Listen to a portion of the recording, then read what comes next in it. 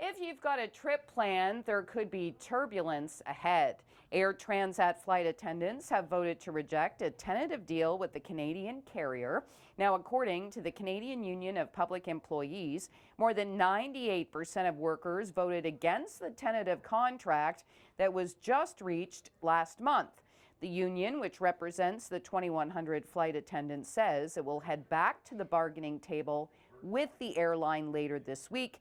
The collective agreement for the airline's flight attendants based at airports in Montreal and Toronto expired in October of 2022.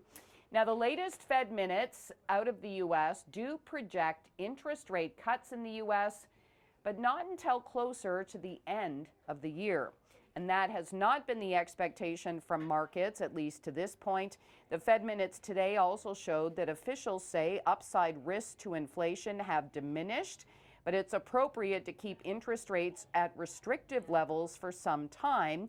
Officials also didn't rule out further rate hikes, which is walking back essentially what we heard from the U.S. Fed chair after that December meeting.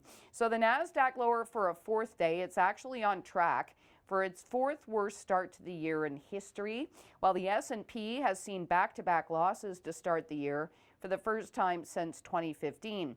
Bay Street also struggled today with a big weight from the gold stocks and shares in Magna International after a downgrade. Our dollar also closed to a 3-month low, and then Bitcoin erased most of the recent gains. Just yesterday, it was close to a 2-year high on expectations approval on a Bitcoin ETF was coming soon, but it turns out that might not be the case. And Canadian car buyers are dreaming of sports cars, but are opting to actually buy more practical vehicles instead. And this could be the trend for 2024, according to Auto Trader. 60% of the top searched vehicles in Canada last year were luxury sedans and sports cars. The Porsche 911 rose for the first time to the number 2 spot nationally, up from number 6.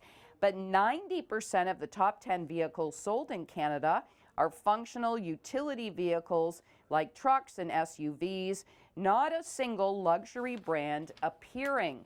So this suggests Canadians may be interested in aspirational vehicles, but are landing with more practical purchases. Canadians also demonstrating resilience in their shopping behaviors last year despite those higher prices. The Auto Trader marketplace has seen a 5% increase compared to the prior year based on activity alone.